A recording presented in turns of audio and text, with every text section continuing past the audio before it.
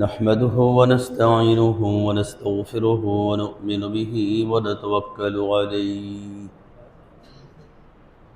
ونعوذ بالله من شرور أنفسنا ومن سيئات أعمالنا من يهده الله فلا مضل له ومن يضلله فلا هادي له ونشهد أن لا إله إلا الله وحده لا شريك له ونشهد أن محمدا عبده ورسوله الذي أرسله بالحق بشيرا ونذيرا وداعيا إلى الله بإذنه وسراجا منيرا فأعوذ بالله من الشيطان الرجيم بسم الله الرحمن الرحيم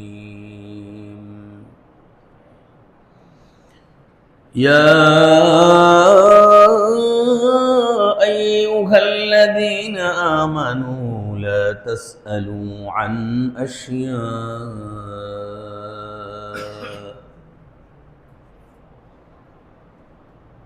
إن تبد لكم تسؤكم وقال تعالى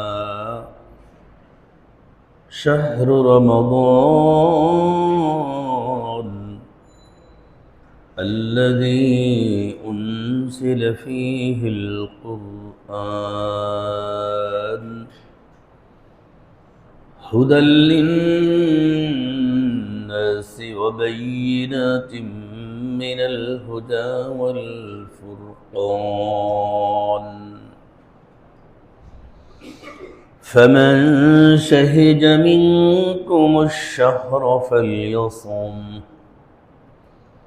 ومن كان مريضا أو على سفر فعدة من أيام أخر صدق الله مولانا العظيم وصدق رسوله النبي الكريم ونحن على ذلك لمن الشاهدين والشاكرين والحمد لله رب العالمين اللهم صل على محمد وعلى آل محمد كما صليت على إبراهيم وعلى آل إبراهيم إنك حميد مجيد اللهم بارك على محمد وعلى آل محمد كما باركت على إبراهيم وعلى آل إبراهيم إنك حميد مجيد أستغفر الله ربي من كل ذنب وأتوب إليه لا حول ولا قوة إلا بالله العلي العظيم أستغفر الله العظيم الذي لا إله إلا هو الحي القيوم وأتوب إليه لا حول عن المعصية ولا قوة ولا الطاعة إلا بعون الله আল্লাহ পাকের দরবারে অসংখ্য অগণিত শুকর আদায় করছি। যে মহিয়ান গরিয়ান সর্বশক্তিমান পরওয়ারদিগার আলম আজকের এই শাবান মাসের সম্ভবত আজকে আমাদের শেষ জুমা। আল্লাহ তৌফিক দিলে আগামী শুক্রবারে আমরা রমজান মাস দ্বারা শুরু করব ইনশাআল্লাহ। এই কারণে আমাদের আজকের আলোচনা হবে কিছু অতীতের রেখে যাওয়া, ছুটে যাওয়া জায়েজা। কেমন প্রস্তুতি নিলাম, রমজানে প্রবেশ করার জন্য প্রস্তুতি কেমন হলো, এই বিষয়গুলো নিয়ে আজকে দু চার কথা হবে ইনশাআল্লাহ। আল্লাহর হাবিব রসুল করিম সাল্লাল্লাহু আলাইহি ওয়াসাল্লাম বলেন, রমজান মাস আসলে রোজা রাখতে হবে দুই পুঁজি দ্বারা। قال النبي صلى الله عليه وسلم من صام رمضان إيمانا واحتسابا, যারা রমজান মাসের দুই পুঁজি দ্বারা রমজানের রোজা শুরু করবে, যারা রমজান মাস কাটাবে দুটো পুঁজি দ্বারা, এক নম্বরে ঈমান, দুই নম্বরে সওয়াবের। আল্লাহর ওয়াদা, নবীর ওয়াদাটা সঠিক আর আমারও আশা আছে যে ওয়াদা আল্লাহ রাসূল করেছেন এটা ঠিক এবং আমি পাবো। যে ব্যক্তি রমজান মাস শুরু করবে দুটো পুঁজি দ্বারা, এক নম্বরে পুঁজি হলো ঈমান থাকবে, দুই নম্বরে সওয়াবের আশা থাকবে। আল্লাহর হাবিব বলেন, গুফিরা লাহু মা তাকদ্দামা মিন যামবিহি, দুটো পুঁজি দ্বারা রমজান মাস শুরু করলে আল্লাহ তাআলা করবেন কি, আমল নামাতে যে গুনাহগুলো আছে সেগুলো সব মাফ করে দিবেন।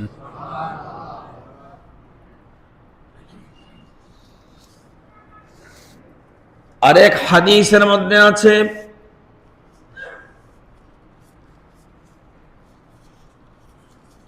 যখন রমজান মাস শুরু হবে আল্লাহ তাআলা বান্দাররা রাস্তাগুলো ইবাদত করতে পারবে না এমন যত পথ আছে সবগুলো পথ না হলেও সবচেয়ে একটা বড় পথ আছে, সেটা হলো শয়তানের ধোঁকা। শয়তান যেন বান্দার রগে রগে, রক্তে রক্তে এখন আর ঢুকতে না পারে, আল্লাহ তাআলা রক্ত থেকে আলাদা করে তার শিকল দ্বারা বেঁধে রাখবেন। প্রিয় ভাইরা আমার, এই কারণে এখন যে সময়টা শাবান মাসের শেষ সময়, শয়তান কিন্তু মরণ কামড় দিয়ে ছাড়বে। قال الله تعالى ثم لآتينهم من بين أيديهم ومن خلفهم وعن أيمانهم وعن شمائلهم ولا تجد أكثرهم شاكرين।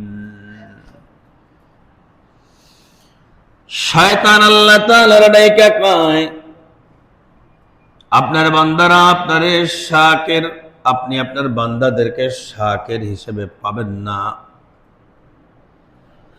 আপনার বান্দারা আপনার শুকরগুজার হবে আপনি পাবেন না। আমি এর জন্য তার চারদিক আমি পরিবেষ্টন করি, ঘেরাও করি, তার সামনের দিক থেকে, পেছনের দিক থেকে, ডানের দিক থেকে, বামের দিক থেকে,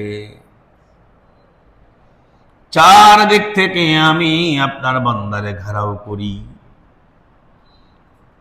শয়তান এমন মরণ কামড় দেয়, চতুর্দিক থেকে ঘেরাও করে।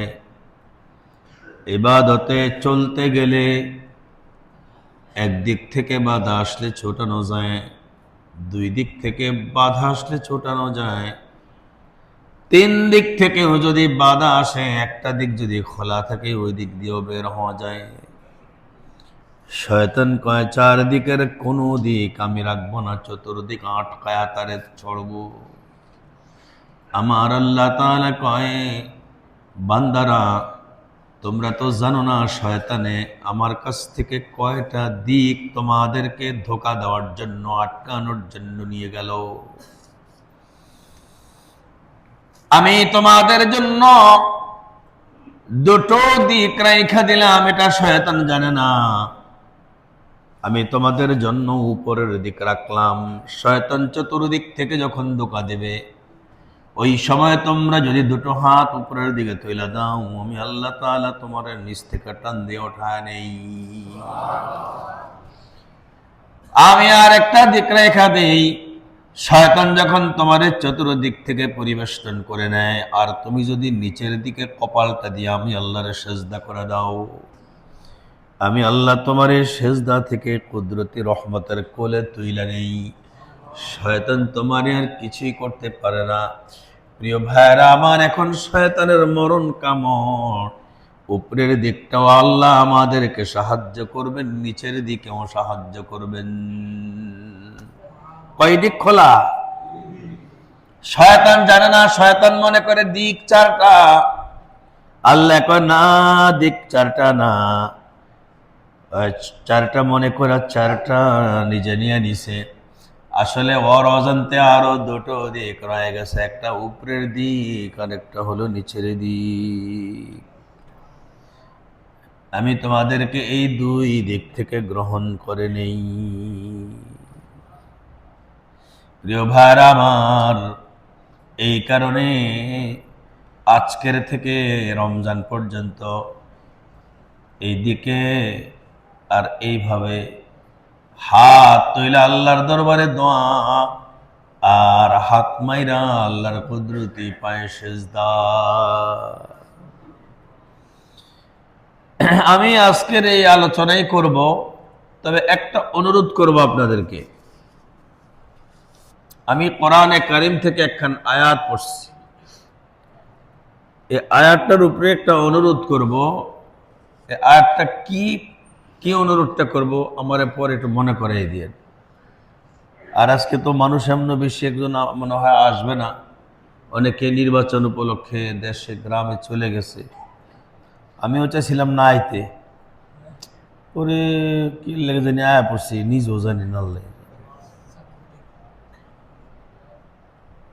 মানে আমও নাই, এটাই আমার চিন্তা ভাবনা ছিল। ভাবলাম যে এত যায় ঝামেলা, কোন বিপদে পড়ি আবার রাস্তায় গিয়া, আবার গাড়িও নিয়ে যাই নাই, এই চলে গেলাম। তো কেমনে কেমনে যায় এসে পড়ছে আল্লাহ জানে।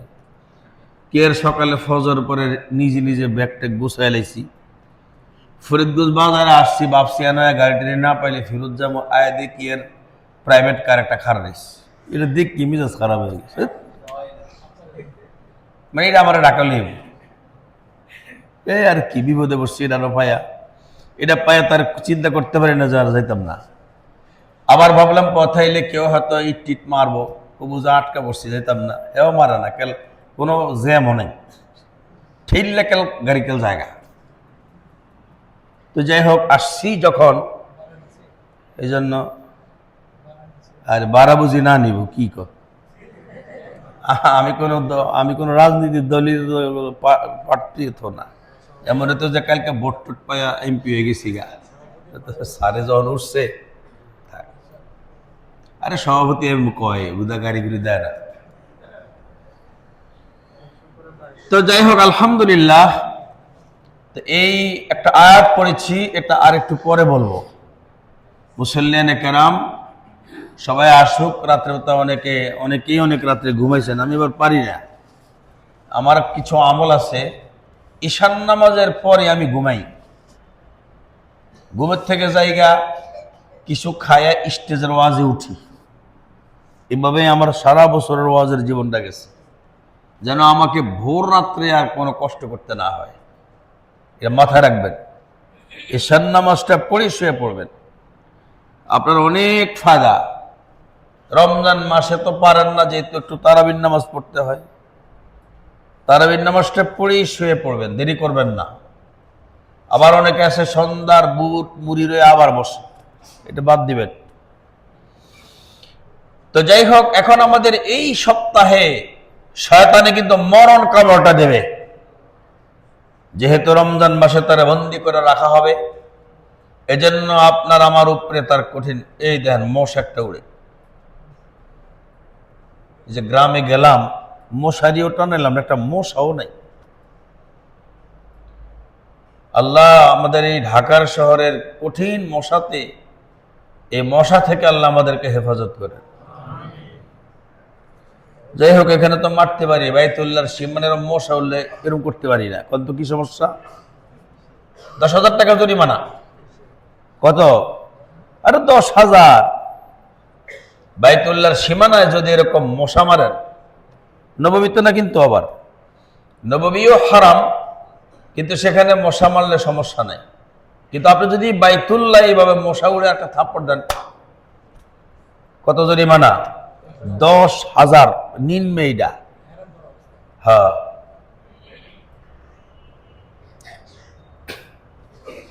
এরপরে যখন আপনি চুল টুল ছাইছা নেবেন, তখন আবার অসুবিধা নেই। চুল চাষা পর্যন্ত যাচ্ছেন না আপনারা? এবার অনেকেই তো যাচ্ছেন, আমি তো যেতে পারি কিনা আল্লাহ জানে। আপনারা কি দোয়া করেন বুঝতেছি না। আল্লাহ আল্লাহ আপনি আমাদেরকে বাইতুল্লাহতে, নববীতে রমজানের মাসটা কবুল করেন।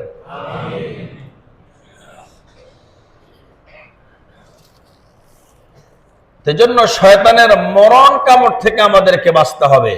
কয় আমল দ্বারা? 1 নম্বরে উপরের দিকে হাত, আর 2 নম্বরে নিচের দিকে সিজদা। উপরের দিকে হাত তুইলা আল্লাহর কাছে দোয়া করব, আল্লাহ শয়তানের কুমন্ত্রণা থেকে আমাকে আপনি বাঁচায়া দেন। আউযু বিল্লাহি মিনাশ শাইতানির রাজীম।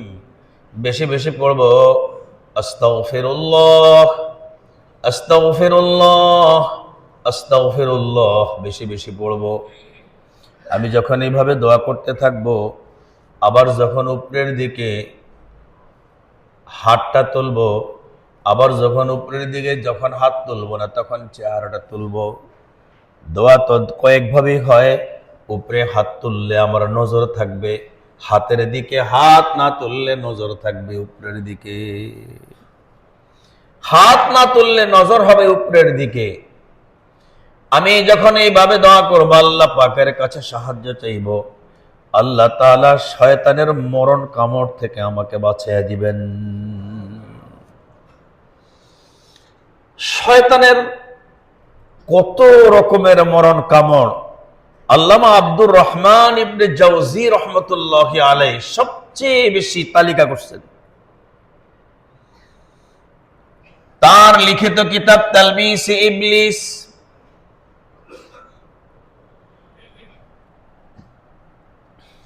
মাঝে মাঝে হোমিওপ্যাথিকের লোকেরা, আমরা তো ওষুধ দেখো কাজ বেশি একটা করে না, হোমিও ওষুধটা বুঝেন না।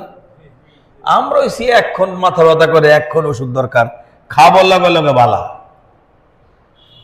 তো হোমিও ডাক্তার একটা কারগুজির একজনের শুনাইলো, ওই বেচারা নাকি হোমিও ওষুধের মধ্যে আবার এলোপ্যাথিকের একটু মিক্স করে দেয়। মানে আমার কইতেছে, কয় হোমিও ঔষধের গুণাগুণ আসলে নাই, এই ঘটনা। আমি বললাম আসলে ওই বেচারার এই ঔষধের উপরে আস্থা নেই।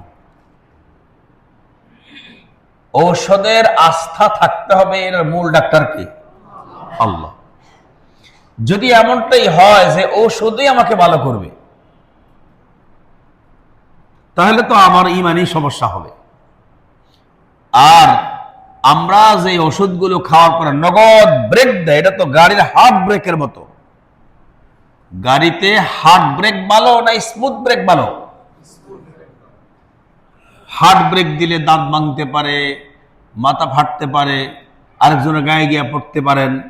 কিন্তু যদি স্মুথ ব্রেক হয়, তাহলে তো কোনো অসুবিধা নেই। এই জন্য চিকিৎসাটা যদি স্মুথ ব্রেক হয় এটা তো ভালো। তো আর যদি আপনি হার্ট ব্রেক চান তাহলে তো ওই যে এলোপ্যাথিকের হার্ট ব্রেক, সবই ঔষধ। এই ঔষধগুলোর মূল ডাক্তার কে? এই জন্য আমরা আমাদের আল্লাহ তাআলার কাছে সব সময় দোয়া করতে থাকবো। কবুল হইতেছে না হোমিওপ্যাথিকের মতো এমনটা না বলি। আমি যত দোয়া করব সব দোয়া কিন্তু আমার আল্লাহ তাআলা কবুল করতেছেন, কোনো দোয়া বাদ নাই। কথা বাস্তব তো? আমি আর আপনি যতগুলো দোয়া করব কোনো দোয়া বাদ নাই। وقال ربكم ادعوني استجب لكم ان الذين يستكبرون عن عبادتي سيدخلون جهنم داخرين। আল্লাহ বলেন তোমার রব, তোমাদের রব বলছে, তোমাদের রব বলছে তোমরা দোয়া করো আমি আল্লাহর কাছে। তোমরা আল্লাহর কাছে দোয়া করলে আল্লাহ দোয়া ফেরত দেন না, কবুল করে নেন। আল্লাহ কি করেন? কবুল করে নেন। তো দোয়ার যে আদবগুলো আছে আমরা সে আদবের প্রতি লক্ষ্য রাখি। দোয়া যখন করব হাত কোন বরাবর থাকবে, কতটুকুন ফাঁকা থাকবে, কতটুকুন দূরে থাকবে, তাকায়া থাকবো কোন দিক, এগুলো খেয়াল রাখবো। এগুলো দোয়ার আদব। আল্লাহর রাসূল সাল্লাল্লাহু আলাইহি ওয়াসাল্লাম যেইভাবে দোয়া করতেন। এবার আসুন দোয়া আর একটা হলো চেষ্টা। আল্লাহ তাআলা শুধু দোয়া দ্বারা দুনিয়ার কোনো কিছুই সমাধান করেন না, একদিকে চেষ্টা আর একদিকে হলো দোয়া। তাহলে দুই জিনিসের মাধ্যমে অর্জন হবে আল্লাহর থেকে। এক নম্বরে হলো দোয়া, দুই নম্বরে হলো চেষ্টা। এক নম্বরে দোয়া বলেন, দুই নম্বরে চেষ্টা। দোয়া করতে থাকবো, চেষ্টা চালাতে থাকবো। আস-সা'য়ু মিন্না ওয়াল ইতমামু মিনাল্লাহ। চেষ্টা আমার, পূর্ণ করার জিম্মাদারি আল্লাহর। কোন এক ব্যক্তি যদি আল্লাহ আমাকে বাবা বানান বাবা বানান বাবা বানান, কিন্তু সে বিয়ে করে নাই, সে কি বাবা হতে পারবে? এজন্য তাকে বাবা হতে হলে তাকে বাবা হওয়ার যত কিছু আছে সবকিছু আগে প্রস্তুতি তাকে নিতে হবে। দোয়াও চলবে, চেষ্টাও চলবে, তখন আল্লাহ তাআলা তাকে সফলতা দান করবে। ঠিক তদ্রূপ শয়তানের বিষয়টাও তাই। শয়তানকে আল্লাহ বন্দী করবেন। এখন কোন শয়তানকে আল্লাহ তাআলা বন্দী করবেন? আমারটা বন্দী করবেন কিনা, না শুধু ইবলিসকে বন্দী করবেন? যে ডিরেকশন দেয়, যে সব সময় কাজ দেয়, শুধু তারই বন্দী করবেন নাকি সবগুলোকে বন্দী করবেন? আমরা আপনারা এই বিষয়গুলো নিয়ে ঘোর পাক খাই। শয়তানের মেইন মূল রাজা হলো ইবলিস। একে যে বন্দী করা হবে এতে কারো কোনো সন্দেহ নাই। কিন্তু আমার আপনার সঙ্গে জন্মের দিন থেকে একটা শয়তান ওই ইবলিসে লাগায়া দিছে।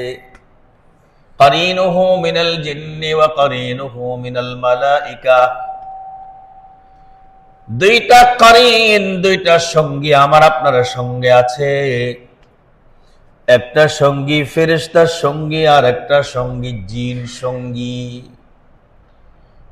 ফেরেশতার সঙ্গী আমার আপনার সাথে আছে, আবার জিন সঙ্গীও আমার আপনার সাথে আছে। যে জিন সঙ্গীটা আমার আপনার সঙ্গে আছে, এটা আমার আপনার মনটাকে সতেজ করার জন্য, শক্তিশালী করার পেছনে কাজ করে। আর ফেরেশতার সঙ্গী যেটা আমাকে আর আপনাকে দেওয়া হয়েছে, ও আমার আপনার মনকে শক্তিশালী করার জন্য নয়, বরঞ্চ আমার আপনার আত্মাকে শক্তিশালী করার জন্য রাখা হয়েছে। আমাকে আপনাকে আল্লাহ তাআলা দুটো যোগ্যতা দিয়েছেন, একটা হলো আমার মন, আরেকটা হলো আমার আত্মা। এখন মাহে রমজানের রোজার দ্বারা আমার আল্লাহ তাআলা যে কাজটা করবেন, আমাকে আর আপনাকে আত্মার শক্তিশালী করার জন্য সাহায্য করবেন। ওই সাহায্যের জন্য আল্লাহ তাআলা একটা মাস দান করেছেন, মাসের কিছু কাজ আল্লাহ তাআলা আমাকে আর আপনাকে দান করলেন। আর আমাকে আর আপনার জন্য জন্মের দিন থেকে যেই শয়তানটা লাগায় রাখছিল, ওই শয়তানটা আল্লাহ রব্বুল আলামিন আমার আপনার আমলের মাধ্যমে তারে কন্ট্রোল করে ফেলবেন। যেহেতু ও মূলজন থেকে কোনো রকমের কোনো সাহায্য পাচ্ছে না, আজকে এই কাজ করো, এতটুকু করো, দেখেন না এই মিস্ত্রিরা কি তারা নিজে গমনমত করে নাকি কন্ট্রাক্টরের সিদ্ধান্তে করে? কন্ট্রাক্টর কাজ দিলে কামলারে কাজ করে, মিস্ত্রি কাজ করে। কন্ট্রাক্টর কাজ না দিলে কাজ করতে পারে না। এই কন্ট্রাক্টরকে আল্লাহ তাআলা আটকায় রাখেন। আর আল্লাহ তাআলা করেনটা কি, যেই শয়তানগুলো আমার আর আপনার সঙ্গী বানায়া দিলেন, ওই শয়তানগুলো আমার আর আপনার আমলের কারণে তারা কোনো শক্তি পায় না, দুর্বল হয়ে যায়। তারা দুর্বল হয়ে যায়, কোনো শক্তি তারা পায় না। একটা ছোট কারগুজারি শোনাই। একবার আল্লাহর হাবিব বললেন, এই শয়তানের আলোচনা করার পরে সাহাবায়ে কেরাম জিজ্ঞেস করলেন, ওগো আল্লাহর রাসূল, তাহলে কি আপনার সঙ্গেও কি শয়তান আছে? নবীজি বলেন, হ্যাঁ, আমার সঙ্গেও আছে। তবে আমার সঙ্গের শয়তান আমার কাছে থাকতে থাকতে দুটো সূরত নবী কি ফাআসলামু বললেন না ফাআসলামা বললেন, রক্কে সাবি হয়, শক্কে রাবি হয়। নবীজি কি ফাআসলামা বললেন না ফাআসলামু বললেন, শক্কে রাবি হইছে। যদি নবী বলে থাকেন ফাআসলামা, তাহলে আমার শয়তানে আমার সঙ্গে থাইকা ও আর কাফের নাই, অমুসলমান হয়ে গেছে। আমার লোকের শয়তান আমার কর্মকাণ্ড দেখতে দেখতে ও এখন শয়তান কাফির নাই, কি হয়ে গেছে? মুসলমান হয়ে গেছে। এটা হলো যদি ফাআসলামা হয়। আর যদি ফাআসলামু হয়, তাহলে তার অর্থ হবে আমার শয়তান আর তোমাদের শয়তানের মাঝে পার্থক্য হলো আমি আমার শয়তান থেকে নিরাপদে থাকতে পারি 24টা ঘন্টা, হয় যেটা তোমরা পারো না। আমি পয়গম্বরে আমার শয়তান থেকে একেবারে 24টা ঘন্টাই নিরাপদে থাকতে পারি। সুবহানাল্লাহ। সর্বসাকুল্য আমরা একটা কথা বুঝি, আমাকে প্রশ্ন করতে হবে, গত বছরের রমজানে আমার শয়তান বন্দী থাকার পরেও আমি কি কোনো গুনাহ কি করতে পেরেছি না কোনো গুনাহই করি নাই? আমি আমাকে প্রশ্ন করি।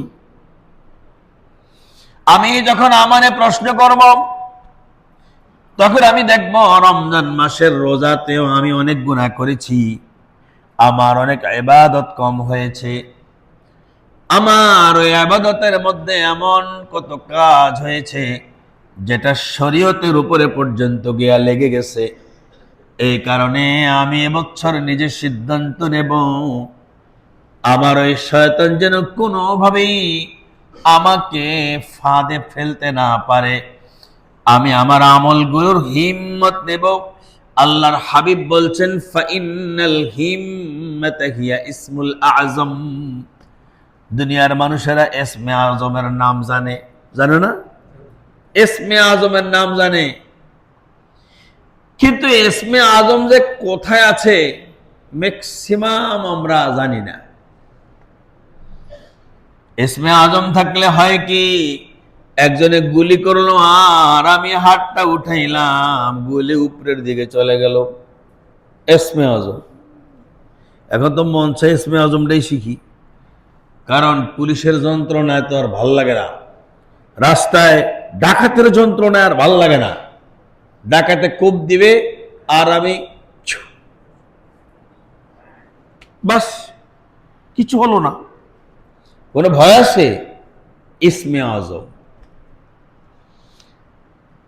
আমাদের লালবাগ মাদ্রাসার এক মুহাদ্দিস সাহেব ছিলেন, ভোলাতে বাড়ি, হযরত মৌলানা সালাহ উদ্দিন সাহেব রাহিমাহুল্লাহ তাআলা।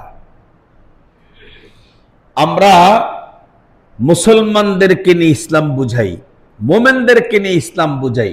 এই কারণে বাংলাদেশের মানুষের কাছে আমল করার মজাটাই আলাদা।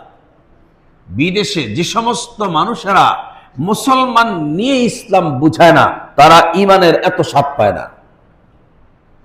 এজন্য দেখবেন তাগো আমলের কোনো গুরুত্ব নেই। মক্কা মদিনাও দেখেছি, এত পুলিশের পাহারা, এত আইন কানুন, বাহ, কই নামাজের গুরুত্ব তো দেখলাম না। আল্লাহর শুকর, প্রত্যেক বছর আল্লাহর কাছে দোয়া, এই যাবত আল্লাহ কবুল রাখছেন, সামনে যদি আল্লাহ মৃত্যু পর্যন্ত নেন। দেখি তো আমাদের এই দেশের মানুষেরা মুসলমানের জীবন সামনে নিয়ে ইসলাম শিখে।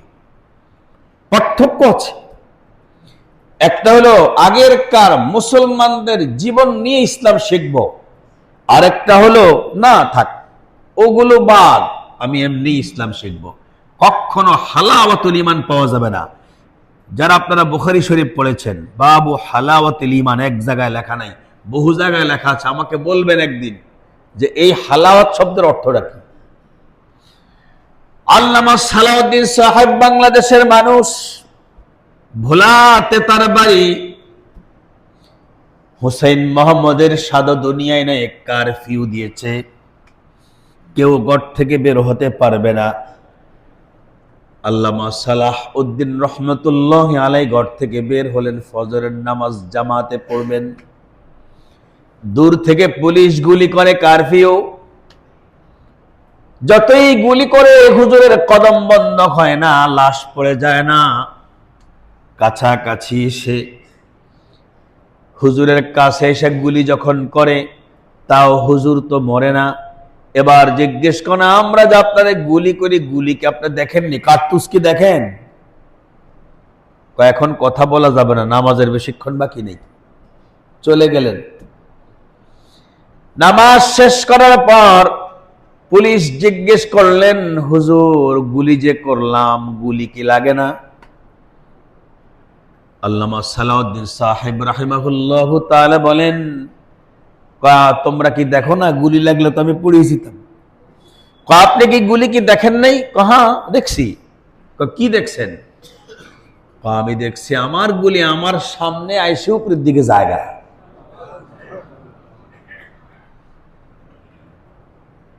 আমার গুলি আমার সামনে এসে উপরের দিকে চলে যায়, আমার গায়ে লাগে না। কত হুজুর, কারফিউ কি অমান্য করাটা কি ঠিক? কারফিউটা কি অমান্য করা, এটা কি ঠিক? আমরা খুতবার ভিতরে বলি, আস-সুলতানু জিল্লুল্লাহ ওয়াস-সুলতানু জিল্লুল্লাহি ফিল আরদ, মান আহানা সুলতানাল্লাহি ফিল আরদি আহানাহুল্লাহ, বলি না? এটা তো আপনাকে মুখস্থ হয়ে গেছে গা। খুতবা তো দৈনিক প্রত্যেক সপ্তাহে একবার শুনেন। এই যে ওয়াস-সুলতান, সুলতান শব্দের অর্থ হলো দেশীয় কাঠামো, অর্থাৎ সরকারি আইন। যেমন নাকি চৌরাস্তায় সিগন্যাল লাইট জ্বলে, গ্রিন লাইট যতক্ষণ জ্বলবে গাড়ি ততক্ষণ চলবে, হলুদ যখন জ্বলবে গাড়ির গতি কমাতে হবে, তার মানে এরপরে লাল আসতেছে, দাঁড়ায়া থাকতে হবে, এমনটাই তো নাকি? লালটা আসার পরে, লাল লাইট জ্বলার পরেও কোন ড্রাইভার যদি ক্রস করে চলে যায়, ও সরকারের আইনটা অমান্য করে। আল্লাহ কয়, না রে না, তুই ভুল করছ, আমি আল্লাহ সরকারের আইন মান্য করার জন্য তোর উপরে ফরজ করে দিলাম। বুঝতেছেন আপনারা? সরকারের আইন মানে কি একক ব্যক্তির না প্রজা সবার? সরকার বুঝেন, দেশ চালানোর কাঠামোকে সরকার বলে। এটা সবার সুবিধা। এখন যদি কেউ না মানে, তাহলে এদিকের গাড়ি ওদিক যাবে, ওইদিকের গাড়ি এইদিকে আসবে।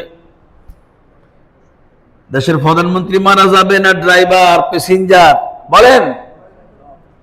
এজন্য সরকারি দেশ চালানোর কাঠামো মান্য করা জরুরি। দেশ চালানোর কাঠামো মান্য করা কি জরুরি? قال النبي صلى الله عليه وسلم لا طاعة لمخلوق في معصية الخالق।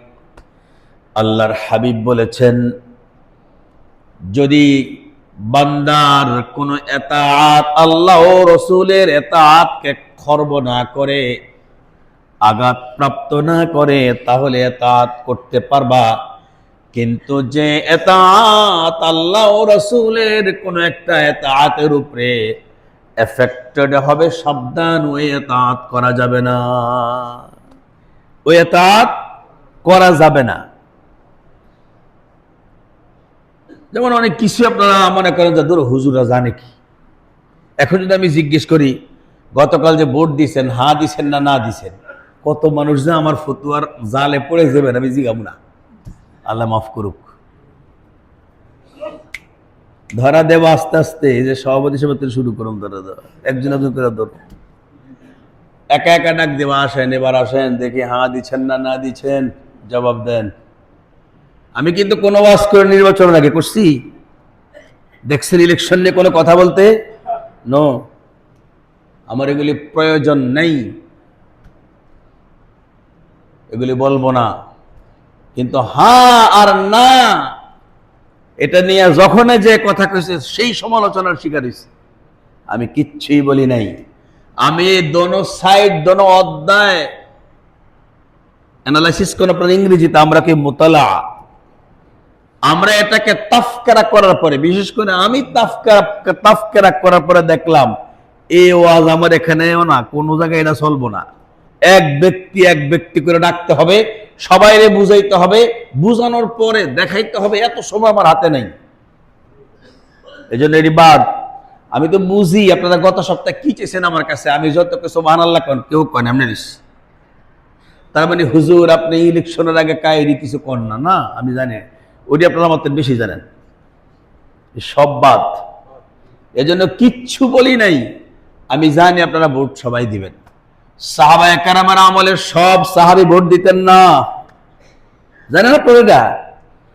1,24,000 সাহাবায়ে কেরামের মাঝে ভোট দেওয়ার যোগ্যতা, ভোট দেওয়ার জিম্মাদারি ছিল শুধুই মাত্র 130 জনের। কয়জনের? 130 জনের ভোট দেবে, আর বাকিরা ভোট দেবে না। এটাকে শুরাতন্ত্র বলা হয়। কি বলা হয় বলেন? কথা কয় না, শুরাতন্ত্র বলা হয়। আল খিলাফাতু আলা মিনহাজিন নবুওয়া বাদি 30 সানা। আল্লাহর হাবিব মুহাম্মদুর রাসূলুল্লাহ সাল্লাল্লাহু আলাইহি ওয়াসাল্লাম নিরাপদ শুরাতন্ত্র 30 বছরের একটা মেয়াদ বর্ণনা করে গেছেন। এরপরেরটা আর আল্লাহর হাবিব এটাকে এরপরেরটা আল খিলাফাতু আলা মিনহাজিন নবুওয়ার বর্ণনা করেন নাই। যাই হোক, হ্যাঁ আর না আর জিজ্ঞাসা করলাম না, কে দিলেন কে দিলেন না, কে কি করছেন।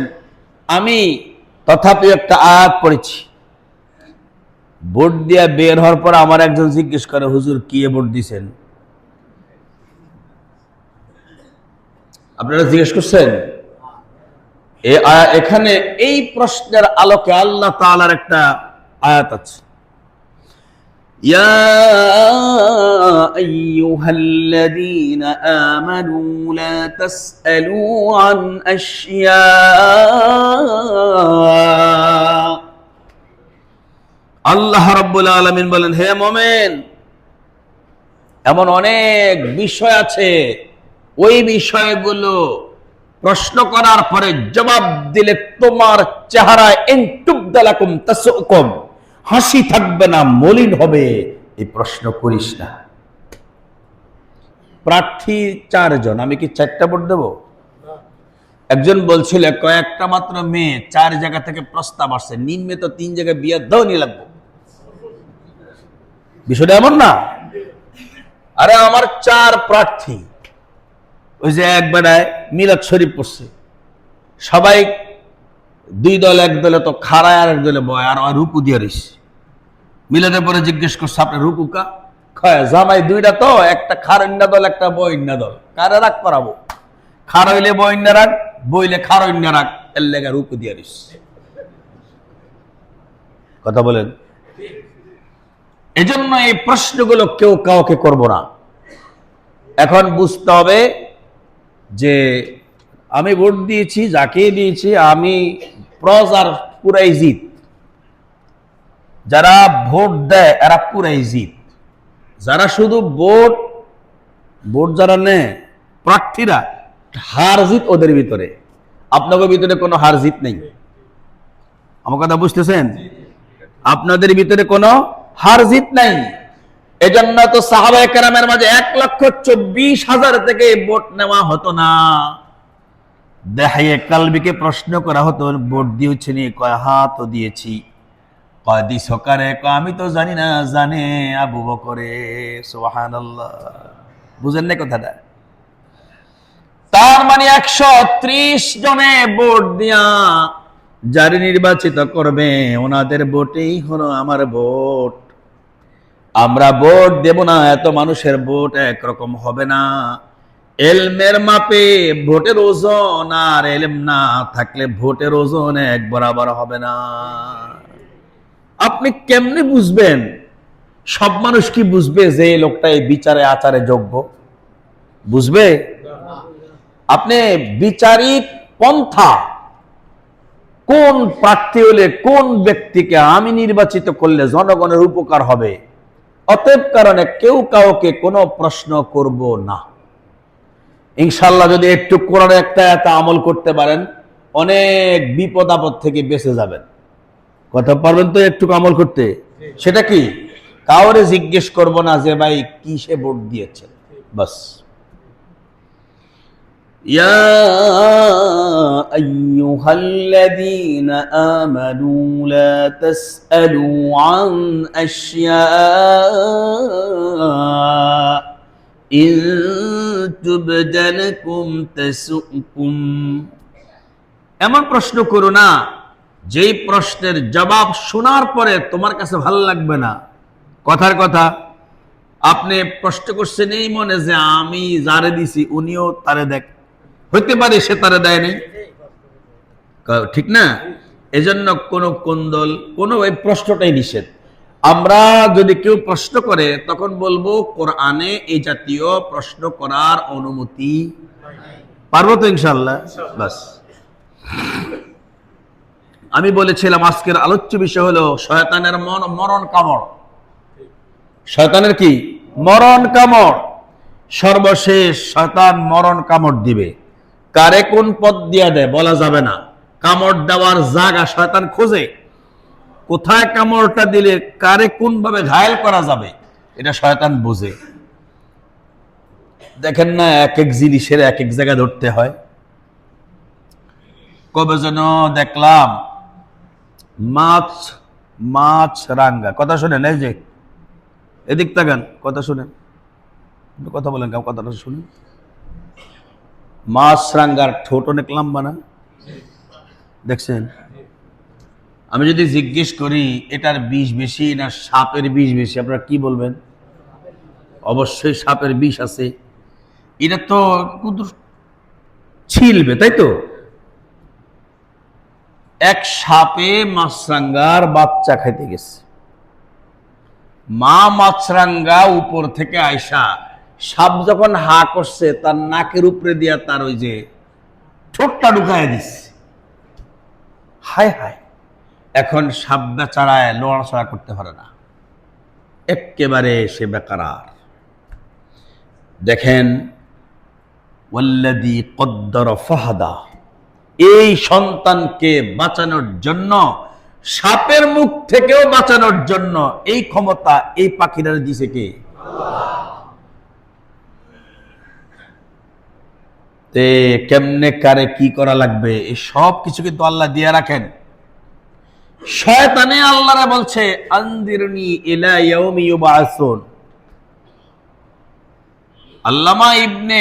আল্লামা আব্দুর রহমান ইবনে জাওজি রহমতুল্লাহি আলাইহি পুরা মানুষের স্তর বাই স্তর, ছোট আব্দ থেকে বড় আব্দ পর্যন্ত কাকে কিভাবে শয়তান ঘায়েল করবে এই সব কিছুর একটা লিস্ট তিনি তৈরি করেছেন।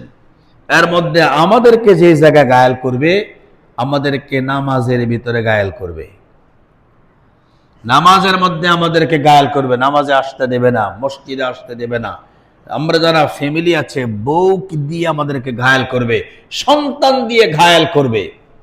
এমন একটা অবস্থা হবে যে আপনার বউ আপনার কথা শুনবে না। আপনাকে তখন বুঝতে হবে যে না, আমার এই জায়গাতে শরীয়ত কি। আমি তাকে বলবো, এই সাবধান, এই জায়গাতে সিদ্ধান্ত তুমি যদি তোমার হাতে নাও, তাহলে শয়তান সিদ্ধান্ত হাতে নিয়ে নিবে। এখন শয়তানের মরণ কামড়ার সময়, এবং সন্তানদের বেলায়ও, স্ত্রীর বেলায়ও, বাবা মায়ের বেলায়ও, ভাই বোনের বেলায়ও, প্রত্যেকটা জায়গা আমি খেয়াল করব, দেখি শয়তান কোন জায়গায় কাজ চালাইতেছে, এটা খেয়াল রাখবো। কোনোভাবেই তালাক শব্দ মুখ থেকে উচ্চারণ করব না। আল্লাহ হেফাজত করেন। আলোচনা আমার শেষ।